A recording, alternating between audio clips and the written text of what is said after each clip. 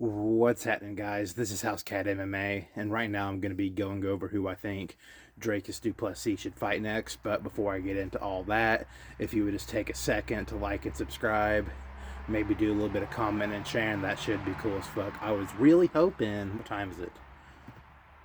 I was really hoping that at 3:56 in the morning, cars wouldn't be going back and forth, but hopefully that's the only one. So Dricus, of course, just lost his belt to Khamzat Chimaev. But before that, Dricus beat Sean Strickland 2 times. I think Sean arguably won the first fight, but Dricus obviously won the second fight. So, and it's getting to a point where neither Khamzat or Dricus have fought in a little while. So, my boy Nasruddin Imavov is in the mix, but he's in a position where he could definitely fight for a belt, and but he's also in a position where he might need to have one more fight before he fights for the belt. So I was thinking Nasruddin Imavov versus Dricus du Plessis, but if that doesn't happen and they throw Imavov to Khamzat, and I was thinking, like, do you make Dricus du Plessis versus Brendan Allen? And I was like, that wouldn't be too bad. But Dricus is at a point in his career where he really only needs to be fighting big names.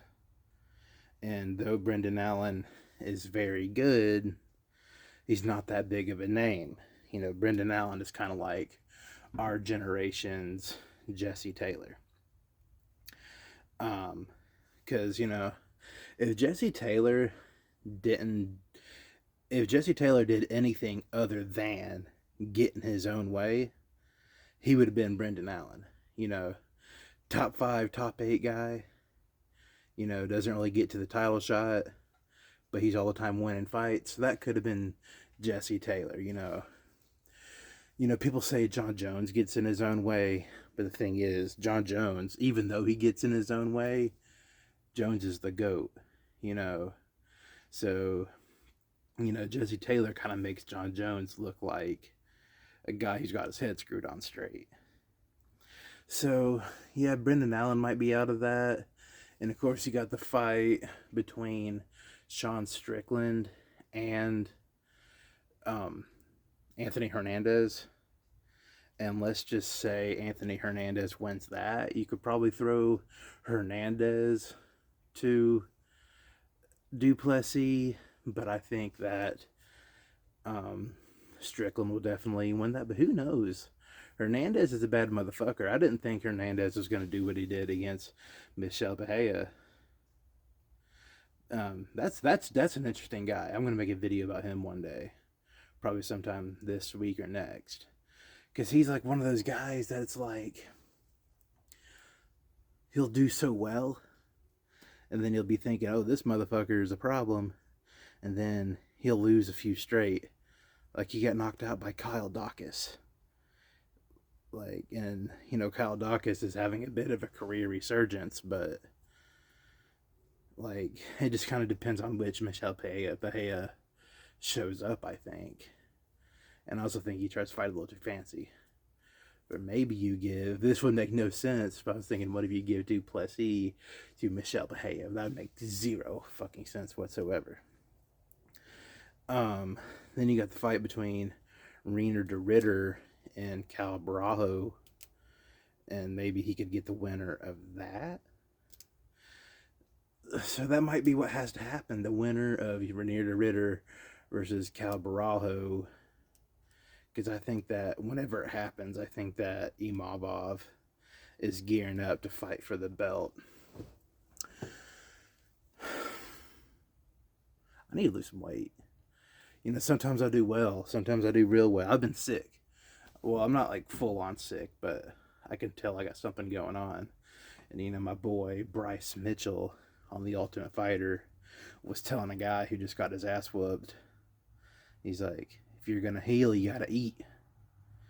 You gotta get your strength up. You gotta eat if you're gonna heal. So ever since I heard that back in 2018, whenever I feel like I'm getting sick, I eat and eat and eat and eat because I feel like my body needs the nutrients to heal.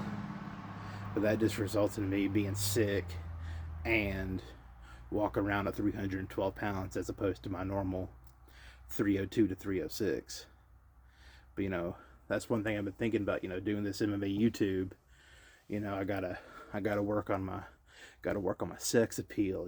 This time next year you're gonna see me fucking be the goddamn MMA YouTube Timothy Chalamet or the fucking MMA YouTube guy that played Oppenheimer. You know what I'm saying? Just fucking jawline the fuck up. I might shave. But that pretty much covers everything.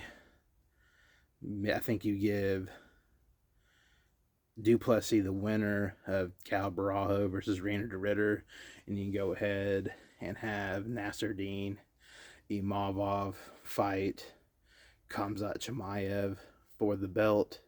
That is what makes sense right now. And as far as my boy Sean Strickland, after he beats Anthony Hernandez, I don't really know what you do with him because Sean's kind of our generation's Forrest Griffin. Wins the belt for a minute and loses it and is never the champion again. So I don't know because he's in a disadvantageous position because he's entirely too big to fight 170. His size is not an issue at 185, but he's entirely too small to be fighting at 205. And Alex Bahia already rendered him unconscious, so that wouldn't really make any sense. So for the rest of his career, he's just kind of going to be fighting for the love of the game. But I'll catch y'all later.